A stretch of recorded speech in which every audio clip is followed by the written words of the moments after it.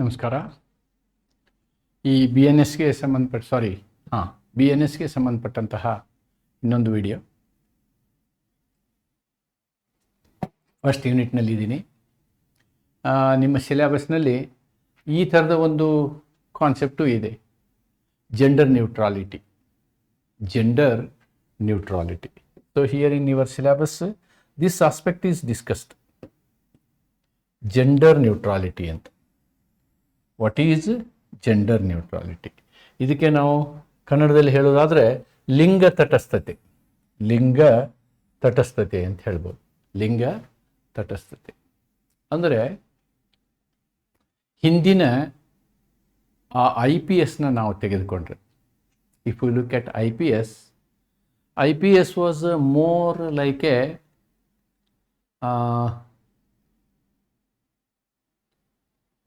favorable law towards women and children. That was the concept. And even till today, BNS is a concept where to some extent neutrality is brought into. Gender neutrality.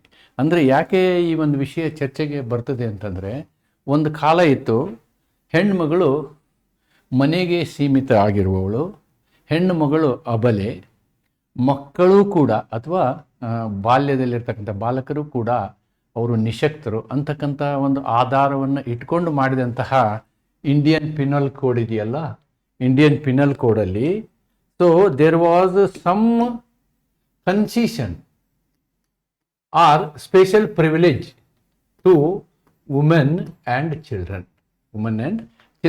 However, BNS has treated this law ಅನ್ನೋದನ್ನು ನೋಡ್ತೀವಿ ನಾವು. That is concept of gender neutrality.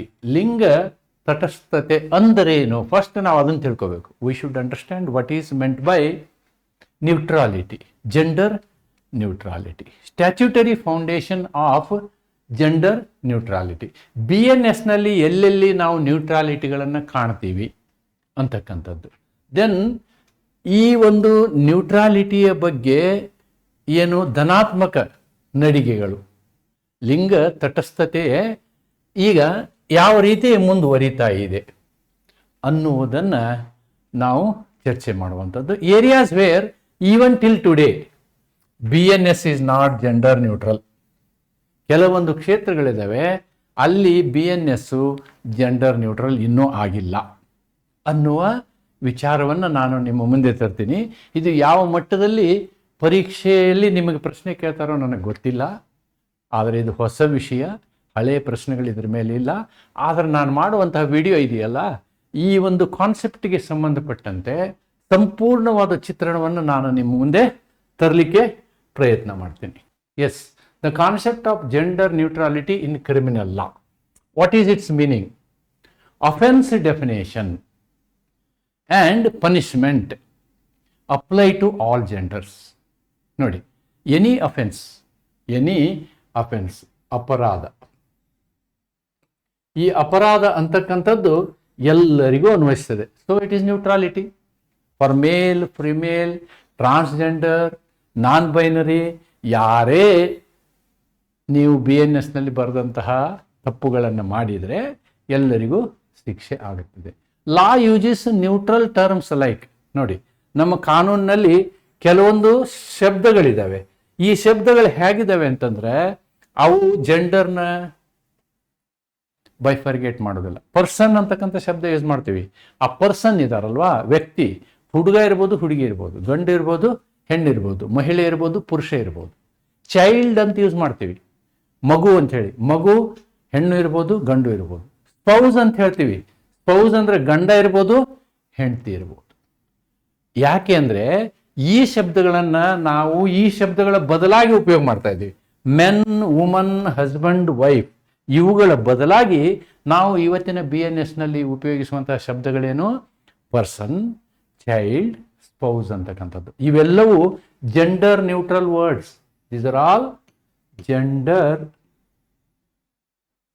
Neutral words.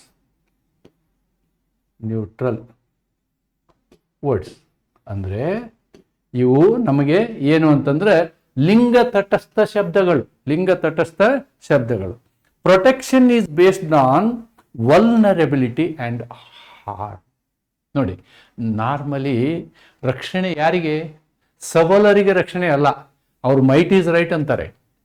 ಯಾರು ಅಬಲರಿದ್ದಾರೋ, ಯಾರು ಸ್ವಯಂ ಶಕ್ತಿಯನ್ನು ಹೊಂದಿರುವುದಿಲ್ಲವೋ, ಪ್ರತಿರೋಧದ ಶಕ್ತಿಯನ್ನು, ಅವರಿಗಾಗಿ ಇರೋದು ಕಾನೂನು. ಅದರಲ್ಲಿ ಕ್ರಿಮಿನಲ್ ಕಾನೂನು, ಅಪರಾಧಿಕ ಕಾನೂನು ಅವರಿಗೋಸ್ಕರ ಇರೋದು. This is the concept and meaning of neutrality. ಲಿಂಗ ತಟಸ್ಥತೆ ಎಂದರೆ ಅಪರಾಧದ ವ್ಯಾಖ್ಯಾನ ಮತ್ತು ಶಿಕ್ಷೆಯಲ್ಲಿ ನಾವೇನು ಮಾಡ್ತೀವಿ? ಪುರುಷ, ಮಹಿಳೆಯ, ತೃತೀಯ ಲಿಂಗಿ ಎಲ್ಲರಿಗೂ ಅಪರಾಧವನ್ನು ಸಮಾನವಾಗಿ ನೋಡ್ತೀವಿ. ಆಮೇಲೆ ವ್ಯಕ್ತಿ, ಮಗು, ಆಮೇಲೆ ಸ್ಪೌಸ್ ಅಂತಕ್ಕಂಥ ಶಬ್ದಗಳನ್ನು ಉಪಯೋಗ ಮಾಡ್ತೀವಿ. ಆದ್ದರಿಂದ ಇದು ನ್ಯೂಟ್ರಾಲಿಟಿನ ತೋರಿಸ್ತದೆ ಅಂತ. ಓಕೆ, ಆದರೆ ಈ ನ್ಯೂಟ್ರಾಲಿಟಿಗೆ ನಮ್ಮ BNS ಬಂದದ್ದು ಹೇಗೆ? ಯಾವುದು ಸುಮ್ಮನೆ ಬರೋಲ್ರಿ. ಆಮೇಲೆ A.V. ಡೈಸಿ ಹೇಳ್ತಾನೆ, we must know this jurist A.V. Daisy. He has propounded a law called rule of law. ಈ ರೂಲ್ ಆಫ್ ಲಾನಲ್ಲಿ ಅವನು 3 ಕಾನ್ಸೆಪ್ಟ್ ಹೇಳ್ತಾನೆ. He will tell 3 concept. Law is equal to all. Without law, nobody can be punished. ಅಂತ ಹೇಳ್ತಾರೆ. And the third point, what he says is judge-made law. ಈ 3 principal ಮೇಲೆ rule of law ನಿಂತಿದೆ. ಕಾನೂನಿನ ಅಧಿಪತ್ಯ ಅಂತೀವಿ ನಾವು. ಏನಂದ್ರೆ ಯಾವುದೇ ಕಾನೂನಿರಲಿ ಅದು ಎಲ್ಲರಿಗೂ ಸರಿಯಾದ ರೀತಿಯಲ್ಲಿ, ಸಮಾನ ರೀತಿಯಲ್ಲಿ ಅನ್ವಯ ಆಗಬೇಕು. ಆಮೇಲೆ ಎರಡನೇದೇನು, ಎಲ್ಲಿ ಕಾನೂನಿನಲ್ಲಿ ತಪ್ಪಂತ ನೀವು ಬರೆದಿಲ್ವೋ ಅದ್ರ ಮೇಲೆ ಆ ಬೇರೆ ತಪ್ಪಿಗೆ ನೀವು ಶಿಕ್ಷೆ ಕೊಡೋಕ್ಕೆ ಆಗದೇ ಇಲ್ಲ. That we follow strictly in criminal law. And the third point what he has told is judge-made law. Our constitution is A judge-made constitution ಅಂತ. ನಾವು ಕಾನೂನು, ಮೂಲ ಕಾನೂನು ಇದೆಯಲ್ಲ, ಅದು ನ್ಯಾಯಾಧೀಶರಿಂದ ಆಗಿರೋದು ಅಂತ ಹೇಳ್ತಾನೆ. ಯಾಕೆ ಆ ಮಾತು ಹೇಳಿದ್ನ ಅನ್ನೋದನ್ನು ನಾವು ಭಾರತ ದೇಶದ ಅನೇಕ ಪ್ರಕರಣಗಳನ್ನು ನೋಡಿದಾಗ ಆ ಪ್ರಕರಣಗಳು ನಮ್ಮ BNS ಮೇಲೆ ಯಾವ ರೀತಿ ಪ್ರಭಾವ ಬೀರಿದಾವೆ. BNS 2023ನಲ್ಲಿ ಬಂದಂತಹ ಈ BNS ಮೇಲೆ ಅನೇಕ ಪ್ರಕರಣಗಳು ಏನು ಪರಿಣಾಮವನ್ನು ಬೀರಿದ್ದಾವೆ. ನಾವು ಮೆನ್ ವುಮನ್ ಅಂತಿದ್ವಿ. There was no place for third gender. And this case NALSA versus union of India, Naz community ಅಂತಕ್ಕಂಥ ಒಂದು ನಾಜ್ ಫೌಂಡೇಶನ್ ಅಂತ ಹೇಳ್ತಾರೆ. ನಿರಂತರವಾಗಿ 10-15 ವರ್ಷಗಳ ಕಾಲ ಅವ್ರು ಏನು ಮಾಡಿದ್ರು ಅಂದರೆ ಈ ಥರ್ಡ್ ಜೆಂಡರ್ ಬಗ್ಗೆ ಹೋರಾಟವನ್ನು ಮಾಡಿದ್ರು. ನಿರಂತರವಾದ ಹೋರಾಟ. ಡೆಲ್ಲಿ ಹೈಕೋರ್ಟಲ್ಲಿ ಎಲ್ಲಿ ಸೋತರು ಬಿಡಲಿಲ್ಲ ಅವರು. ಕಂಟಿನ್ಯೂಯಸ್ ಆಗಿ ಕಾನೂನಾತ್ಮಕ ಹೋರಾಟವನ್ನು ಮಾಡಿದರು. ಮಾಡಿದ ಮೇಲೆ ನಮ್ಮ ಸುಪ್ರೀಂ ಕೋರ್ಟ್ ಹೇಳ್ತು, ನೋಡಿ, ಟ್ರಾನ್ಸ್ಜೆಂಡರ್ಗೂ ಕೂಡ ಯಾರು ಹಿಜ್ಡಾಗಳಿದ್ದಾರೆ, ನಾವ್ಯಾರು ಸಿಗ್ನಲ್ನಲ್ಲಿ ನಿಂತ್ಕೊಂಡು ಭಿಕ್ಷೆ ಬೇಡ್ತಾರೆ, ನೋಡೋಕೆ ಅವರು ಹೆಂಗಸಂಗೆ ಕಾಣ್ತಾರೆ ಬಟ್ ಹುಡುಗ ಇರ್ತಾನೆ. ಸೊ ಈ ರೀತಿಯಾದಂಥ ಅನೈಸರ್ಗಿಕವಾಗಿ ಹುಟ್ಟಿದಂತಹ ಒಂದು ಜನಾಂಗ ಇದೆ. LGBT ಅಂತಾರೆ ಅವ್ರಿಗೆ. LGBT. Now some Q is also added. Okay, I am not going into the depth of that, no time. ಅಂದರೆ ಈ ತೃತೀಯ ಲಿಂಗಿಗಳಿಗೂ ಕೂಡ ನಮ್ಮ ಸಂವಿಧಾನದ ಈ ಎಲ್ಲ ಹಕ್ಕುಗಳು ಅನ್ವಯ ಆಗಬೇಕು ಅಂತಕ್ಕಂಥದ್ದನ್ನು ನಾಲ್ಸಾ ಪ್ರಕರಣದಲ್ಲಿ ಹೇಳಲಾಯಿತು.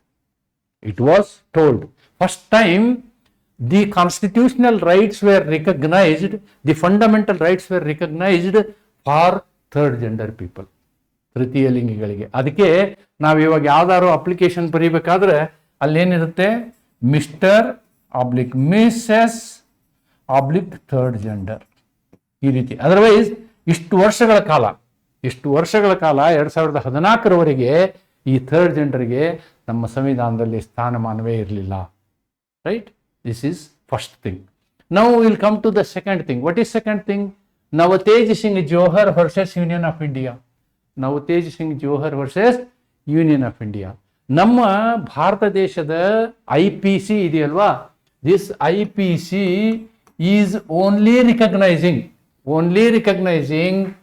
heterogeneous sex. Means sex is permitted between a men and a woman, not between men and men, not between woman and woman. If it is between men and men, if it is between woman and woman, then it is a criminal offense under IPC 377. IPC 377 prakara, homosexuality was a crime. Homosexuality was a crime. But in Navtej Singh Johar, it was told that sexual orientation is something different. It may develop between same sex. That is a natural phenomena. That is a natural phenomena. In a wonderful judgment that is written with a lot of research. Justice Chandrachud, Justice Rohinton Nariman, they have done so much of research. And based on all those researches, they have written a historical judgment. Navtej Singh Johar versus. There, what happened? Homosexuality is decriminalized. Consensual sex relations between adults emphasize dignity, privacy, sexual autonomy of LGBTQ persons. That is another development in criminal jurisprudence. Third gender, then this development, and then comes Joseph Chine versus Union of India. Again, it is pertaining to another IPC section 491, which is adultery. See, as far as adultery is concerned, it was such a section in our IPC 497. If any married woman undergoes sexual intercourse with another person, but with the permission of his husband, no problem.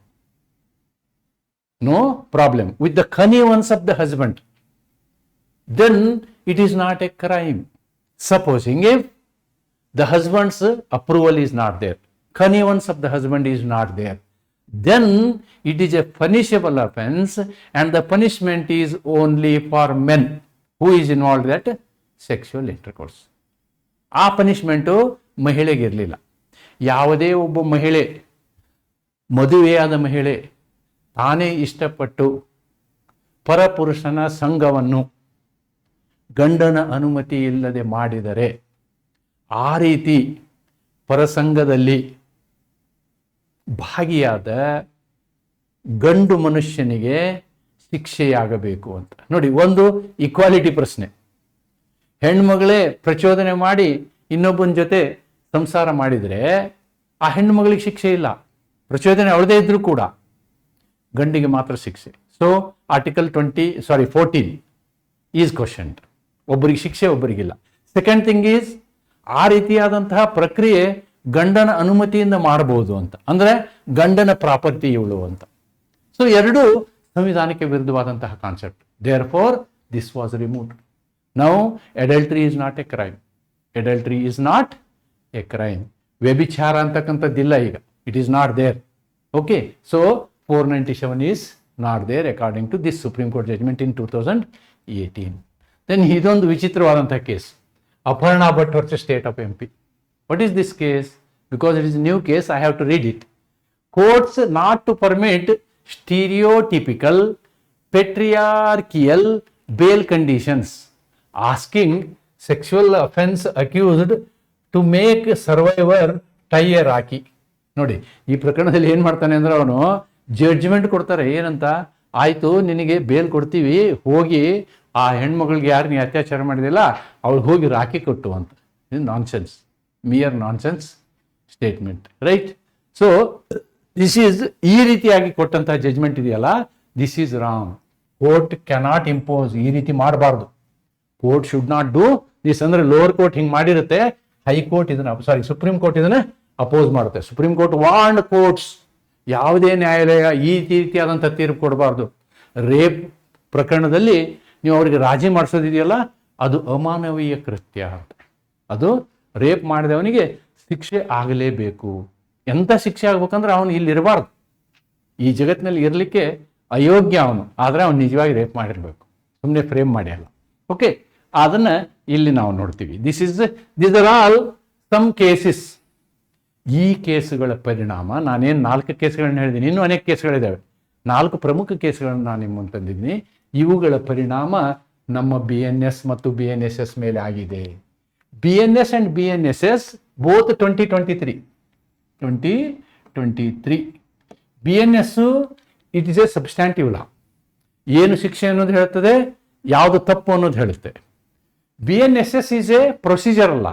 ಈ ತಪ್ಪನ್ನು ಹೇಗೆ ಗುರುತಿಸಬೇಕು, ತಪ್ಪು ಮಾಡಿದವನಿಗೆ ಏನು ಶಿಕ್ಷೆ ಕೊಡುವ ಪ್ರಕ್ರಿಯೆ ಹೇಗಿರಬೇಕು ಅನ್ನೋದನ್ನು BNSS ಹೇಳುತ್ತೆ. ಹ್ಯಾವ್ ಬೀನ್ ಡ್ರಾಫ್ಟೆಡ್ ಕಾನ್ಶಿಯಸ್ಲಿ, ಮನಸ್ಸಲ್ಲಿ ಇಟ್ಕೊಂಡು, ಏನನ್ನ ಅಂಡರ್ ದಿಸ್ ಕಾನ್ಸ್ಟಿಟ್ಯೂಷನಲ್ ಶಾಡೋ, ನಮ್ಮ ಸಂವಿಧಾನಾತ್ಮಕ ಪ್ರಾವಧಾನಗಳನ್ನು ಮನಸ್ಸಿನಲ್ಲಿ ಇಟ್ಕೊಂಡು ಮಾಡಿದ್ದೀವಿ. Commentators like Mishra, Ratan Lal, Dheeraj Lal keep referring back to these judgments when explaining gender based interpretations.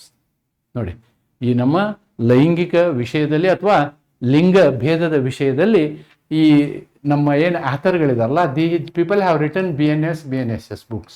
BNSS. Mishra also written both the books, Ratan Lal Dheeraj Lal ಅಂತ ಹೇಳ್ತಾರೆ.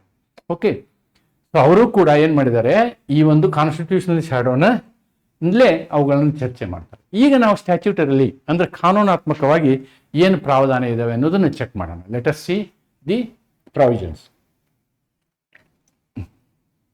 ಆಲ್ರೆಡಿ ನಾನು ಡೆಫಿನೇಷನ್ ಮಾಡಿದ್ದೀನಿ ನೋಡಿ. ಜೆಂಡರ್ ಅಂದರೆ ಈ ನಮ್ಮ ಡೆಫಿನೇಷನ್ನಲ್ಲಿ ಏನು ಈ ಪ್ರೊನೌನ್ಸ್ ಬರ್ತವೆ. ಏನು pronouns? He means not only he, C also and third gender also. ಎಲ್ಲರೂ ಸೇರಿ ಅಂತ, ಎಲ್ಲರೂ ಸೇರಿ. ನಾವು ಹಿ ಅಂದರೆ ನೀವು ಒಬ್ಬ ಮನುಷ್ಯ, ಗಂಡು ಮನುಷ್ಯ ಅಂತ ಅಷ್ಟೇ ತಿಳ್ಕೊಬಾರ್ದು. ಆಮೇಲೆ ಶಿ ತಪ್ಪು ಮಾಡಿದಾಗ ಶಿ ಹೋಗ್ಬಿಟ್ಟು ಸಮಯದಲ್ಲಿ ಹಿ ಅಂತ ಬರ್ದಿದೆ, ನನಗೆ ಶಿಕ್ಷೆ ಆಗಲ್ಲ ಅಂತ ಹೇಳೋಕ್ಕಾಗಲ್ಲ. He means it includes, shall be read as any gender, including third gender also. ಸಂಹಿತಾನಲ್ಲಿನೇ ಹಿ, ಹಿಮ್, ಹೀಸ್ ಅನ್ನು ಯಾವುದೇ ಲಿಂಗದ ವ್ಯಕ್ತಿ ಎಂದು ಗುರುತಿಸಲಾಗುತ್ತದೆ. ನೋಡಿ, ಕೇಲ್ಕರ್, ಮಿಶ್ರಾ, ರತನ್ಲಾಲ್ ಎಲ್ಲರೂ ಫೌಂಡೇಶನಲ್ ಇಂಟರ್ಪ್ರಿಟೇಷನ್ ಪ್ರಾವಿಷನ್ ಎಂದು ಗುರುತಿಸುತ್ತಾರೆ. Once you read section 210, every he becomes anything, any gender ಅನ್ನೋದನ್ನು ನಾವು ಸೆಕ್ಷನ್ 210 ನಲ್ಲಿ BNS ಅಲ್ಲಿ ನಾವು ಡೆಫಿನೇಷನ್ ಅಲ್ಲಿ ಸ್ಟಡಿ ಮಾಡಿದ್ದೀವಿ. ನೋಡಿ, use of the word person ಅಂದ್ರೂ ಅಷ್ಟೇ, ಚೈಲ್ಡ್ ಅಂದ್ರೂ ಅಷ್ಟೇ. It applies gender neutral. Person may be he, person may be she also, child may be male, child may be female also, right? So it shows gender neutrality. Like this, kidnapping, abduction, child begging, importation of girl, boy, trafficking, mostly use these words. Person, ವ್ಯಕ್ತಿ, ಮತ್ತು ಅದನ್ನು ಕನ್ನಡದಲ್ಲಿ ಬರೆದಿದ್ದೀನಿ. That's all. S, chapter 5 ಏನು ಹೇಳುತ್ತೆ? Chapter 5 restructuring offences against woman and child. ನೋಡಿ, ಇಷ್ಟಾದಾಗಿಯೂ ಕೂಡ ಕೆಲವು ಅಪರಾಧಗಳಲ್ಲಿ ಇವತ್ತಿಗೂ ನಾವೇನು ಮಾಡಿದ್ದೀವಿ, ಮಹಿಳೆ ಮತ್ತು ಮಕ್ಕಳಿಗೆ ಮಹತ್ವವನ್ನು ಕೊಟ್ಟಿದ್ದೀವಿ. ಪ್ರಿಫರೆನ್ಷಿಯಲ್ ಟ್ರೀಟ್ಮೆಂಟ್, ಅವರಿಗಾಗಿ ವಿಶೇಷ ಕಾನೂನು, ಪ್ರಿಫರೆನ್ಷಿಯಲ್ ಲಾಸ್. ಯಾಕೆಂದ್ರೆ ಅವರು ಸಬಲರಲ್ಲ, ಅವರು ಅಬಲೆ ಅಂತ ಹೇಳ್ತಾರೆ, ಅಬಲೆಯರು. Chapter 5 offences against woman and child. Then follows with human body, state property, etcetera. So but as we will see this gender neutral claim is partial. ಇದನ್ನು ನೋಡಿದಾಗ ನಮ್ಗೆ ಏನು ಅನ್ಸುತ್ತೆ ಅಂತಂದ್ರೆ 100% ಜೆಂಡರ್ ನ್ಯೂಟ್ರಲ್ ಅಲ್ಲ ನಮ್ಮ BNS ಕಾನೂನು. ಅಂದರೆ ಮಹಿಳೆಯರಿಗೂ ಕೂಡ ವಿಶೇಷವಾದ ಕಾನೂನುಗಳು ಚಾಪ್ಟರ್ 5 ನಲ್ಲಿ ಇದ್ದಾವೆ ಅನ್ನೋದನ್ನು ನಾನಿಲ್ಲಿ ನಿಮಗೆ ತೋರಿಸ್ತೀನಿ. ಇದರಲ್ಲಿ ಇಲ್ಲಿ ನೋಡಿ, ಅಪರಾಧಗಳ ಬಗ್ಗೆನೂ ಮಾತಾಡಿದ್ವಿ ನಾವು. Gender neutral, okay, provisions. Sexual offences like rape, sexual harassment, stalking, ಇವೆಲ್ಲವೂ ವುಮನ್ ಸ್ಪೆಸಿಫಿಕ್, ಮೆನ್ ಮೇಲಿಲ್ಲ ಅವು. They are all on woman. But POCSO is gender neutral. ನೋಡಿ, ಪೋಕ್ಸೋ ಕಾನೂನು ಇದೆಯಲ್ವಾ, ಇದನ್ನ ಸುಪ್ರೀಂ ಕೋರ್ಟ್ ಮೊನ್ನೆ ಏನು ಹೇಳ್ತಂದ್ರೆ ಇದಕ್ಕೆ ಜೆಂಡರ್ ನ್ಯೂಟ್ರಲ್ ಅಂತ ಹೇಳ್ತು. ಜೆಂಡರ್ ನ್ಯೂಟ್ರಲ್ ಪೋಕ್ಸೋ ಕಾನೂನು, ಅದು ಕೂಡ ಜೆಂಡರ್ ನ್ಯೂಟ್ರಲ್. ಆದರೆ ಇವನ್ ನೋಡಿ, ಇವೆಲ್ಲ gender neutral. Rape is particularly men doing sexual intercourse with a woman, then men is punishable. That is rape. So these are certain examples. Positive trends towards gender neutrality. Gender neutrality ಬಗ್ಗೆ ಇರ್ತಕ್ಕಂಥ positive ಟ್ರೆಂಡ್ಗಳನ್ನು ನಾವು ನೋಡೋದಾದರೆ ಇದನ್ನೇ ನೋಡ್ಬೋದು. Person ಅಂತ ಬರೆದಿರೋದು, section 2 ಸಬ್ class 10 ಬರೆದಿರುವಂಥದ್ದು, ಇವೆಲ್ಲವನ್ನು ನಾವು ನೋಡಿದ್ರೆ ಏನ್ಬೋದು ಅಂತಂದರೆ, ಆಮೇಲೆ this is often read as statutory follow up through NALSA third gender, Navtej Singh Johar ಆ ಜಡ್ಜ್ಮೆಂಟ್ಗಳಿಗೆ ರಿಲೇಟ್ ಮಾಡ್ತಾರೆ. ಆ ಜಡ್ಜ್ಮೆಂಟ್ಗಳ ಪ್ರಭಾವದಿಂದ ಇದನ್ನು ಬರೆಯಲಾಗಿದೆ, ಟ್ರಾನ್ಸ್ಜೆಂಡರ್ನ ಇನ್ಕ್ಲೂಡ್ ಮಾಡಲಾಗಿದೆ ಅಂಥೇಳಿ ತಜ್ಞರು ಹೇಳ್ತಾರೆ. Right. Gender neutral child centric sexual exploitation ನೋಡಿ, section 96 to 99 BNSS, child induced to go for illicit intercourse, child kidnapped for prostitution, etc. are drafted in terms of child any person. ನೋಡಿ, ಇಲ್ಲೂ ಕೂಡ gender neutral ಮಾಡಿದ್ದೀವಿ ನಾವು, child ಅಂತ ಮಾಡಿದ್ದೀವಿ, girl child ಅಂತ ಹೇಳಿಲ್ಲ. Next section 141 criminalises incorporation of any girl under 21, any boy under 18 for illicit intercourse, explicitly recognizing boys as victims too. ಅಂದರೆ ಇನ್ಕಾರ್ಪೊರೇಷನ್, ಯಾರು 21 ವರ್ಷದ ಕೆಳಗಿನ ಹುಡುಗಿ ಇರ್ತಾಳೋ ಅಥವಾ 18 ವರ್ಷದ ಕೆಳಗಿನ ಹುಡುಗ ಇರ್ತಾನೋ ಅವ್ರ ಬಗ್ಗೆ. Victim side gender neutrality, this is victim side gender neutrality. Right. So then voyeurism, it is gender neutral. voyeurism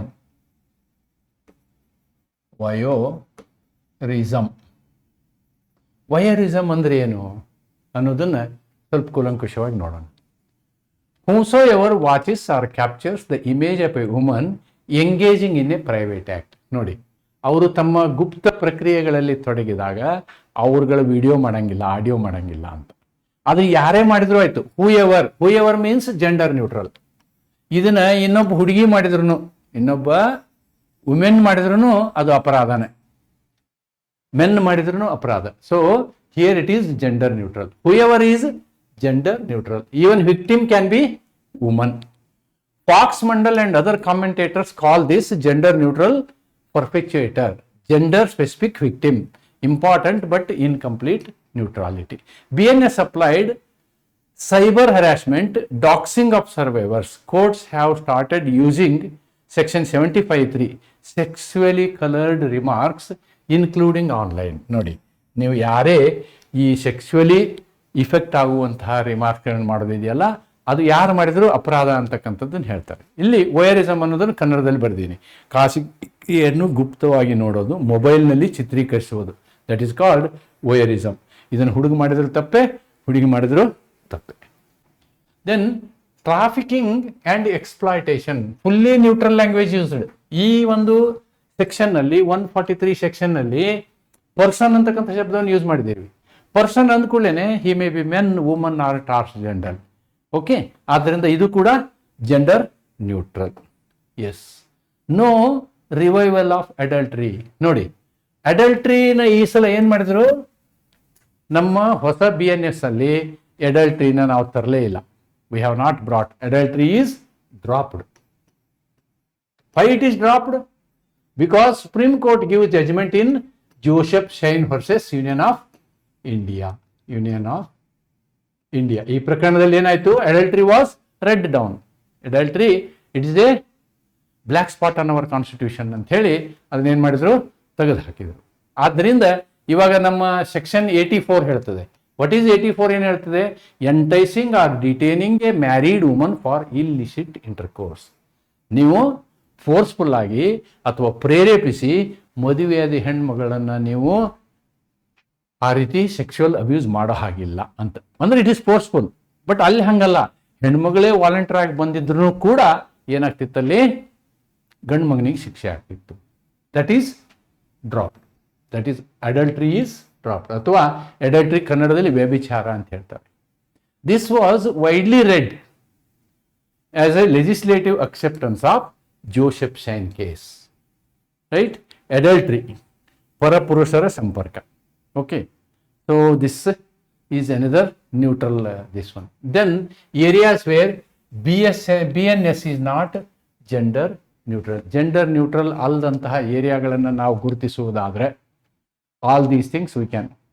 rape 63 to 67. Okay, then marital rape is A exclusion.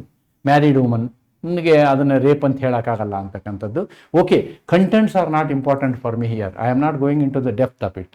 ಅಂದರೆ ಇನ್ನೂ ಕೆಲವು ಕಾನೂನುಗಳು ಜೆಂಡರ್ ನ್ಯೂಟ್ರಲ್ ಇಲ್ಲ ಅಂತಕ್ಕಂಥದ್ದನ್ನು ಇಲ್ಲಿ ಹೇಳ್ತದೆ. ಇಲ್ಲಿ ನಾನು ಏನು ಚರ್ಚೆ ಮಾಡ್ಬೋದು ಅಂತಂದರೆ, ಒಬ್ಬ ಮನುಷ್ಯ ಪುರುಷ ಸ್ತ್ರೀಯ ಮೇಲೆ ಮಾಡುವ ಲೈಂಗಿಕ ಅತ್ಯಾಚಾರ ಅಂತ ಆದರೆ ಇದು ಹೊಸ ವರ್ಷನ ಆಗ್ಬೋದಲ್ವಾ?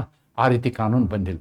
ಮಹಿಳೆ ಒಬ್ಬ ಪುರುಷನ ಮೇಲೆ ಅತ್ಯಾಚಾರ ಮಾಡ್ಬೋದು, ಅದಕ್ಕೆ ನಮ್ಮಲ್ಲಿ ಇನ್ನು ನಮ್ಮ BNSನಲ್ಲಿ ಪ್ಲೇಸ್ ಇಲ್ಲ ಅಂಥೇಳಿ ಅಷ್ಟೇ ಸೂಚ್ಯವಾಗಿ ಹೇಳ್ಬೋದು ನಾವು. Critic CJI EU Lalit publicly criticized BNS for not making rape gender neutral. Chief Justice of India, retired Chief Justice of India, he has made a criticization.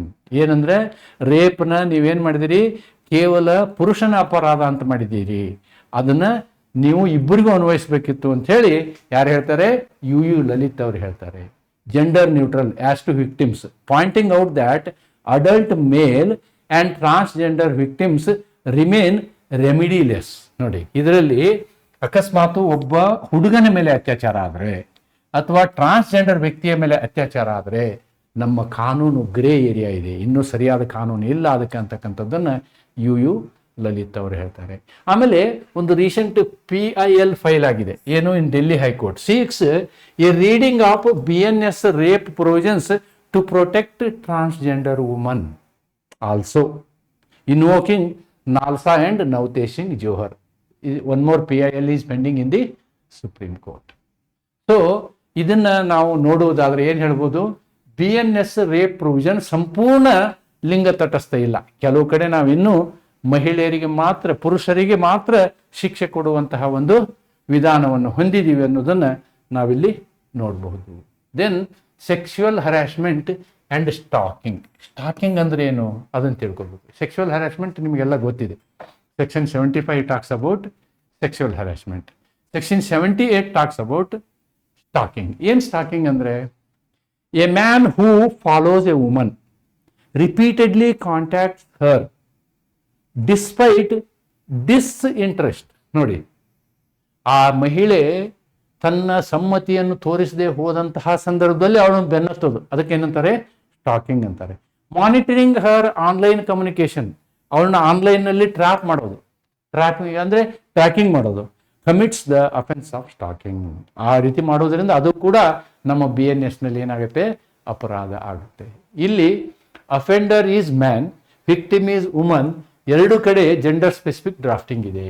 ಇದರಿಂದ harassment of man, trans persons, woman or others BNS sexual harassment provision ಮೂಲಕ cover ಆಗುವುದಿಲ್ಲ. ಕೆಲವೊಂದು ವಿಷಯದಲ್ಲಿ ಕೇವಲ ಪುರುಷನಿಗೆ ಮಾತ್ರ ಇರೋದ್ರಿಂದ, ಮಹಿಳೆಯರಿಗೆ ಮಾತ್ರ ಸಂರಕ್ಷಣೆ ಇರೋದ್ರಿಂದ ಪುರುಷರಿಗೆ ಆ ರೀತಿಯ ಸಂರಕ್ಷಣೆ ಇಲ್ಲ ಅಂತಕ್ಕಂಥದ್ದು ಅದರ ಅರ್ಥ.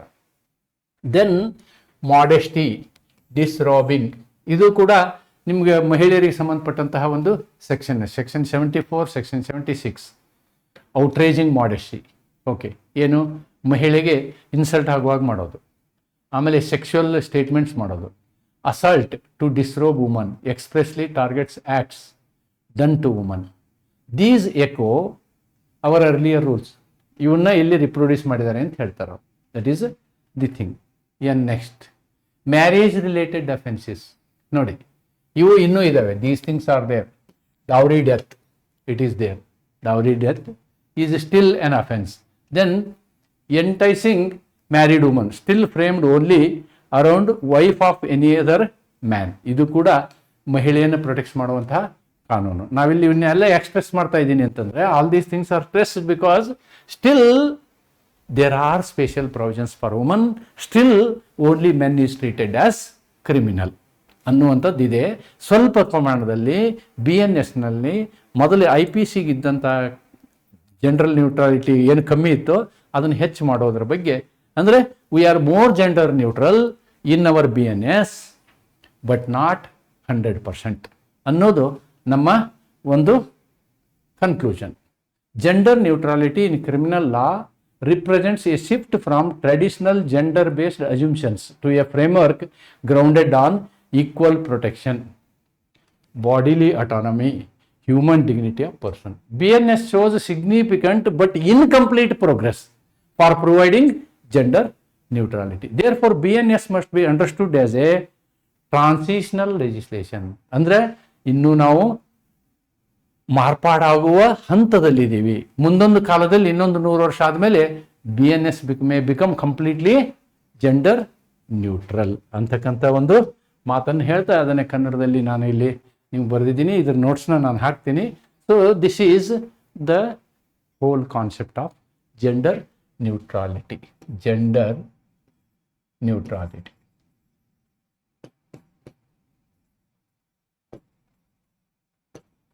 ಇದರ ನೋಟ್ಸನ್ನ ನಾನು ಟೆಲಿಗ್ರಾಮ್ ಚಾನಲಲ್ಲಿ ನಾಳೆ ಹಾಕ್ತೀನಿ. ನೋಟ್ಸ್ಗಳನ್ನು ಕೂಡ ನೀವು ಫಾಲೋ ಮಾಡ್ಬೋದು. ನನ್ನ ಪ್ರಕಾರ ನಿಮಗೆ ಇದ್ರ ಮೇಲೆ ಒಂದು ಶಾರ್ಟ್ ನೋಟ್ ಕ್ವಶನ್ ಬರ್ಬೋದೇನೋ ಅಂಥೇಳಿ ನಾನು ಊಹಿಸ್ತಾ ಇದ್ದೀನಿ ಬಂದರೆ. ಬಟ್ ಸಿಲೆಬಸ್ಸಲ್ಲಿ ಇದು ಪ್ರಿಸ್ಕ್ರೈಬ್ ಆಗಿರೋದ್ರಿಂದ ಈ ಒಂದು ಪಾಠವನ್ನು ನಾನು ನಿಮ್ಮ ಮುಂದೆ ತಂದಿದ್ದೀನಿ ಅಂತ ಹೇಳ್ತಾ ಈ ಒಂದು ವಿಡಿಯೋನ ಇಲ್ಲಿಗೆ ಮುಕ್ತಾಯ ಮಾಡ್ತೀನಿ. ನಮಸ್ಕಾರ.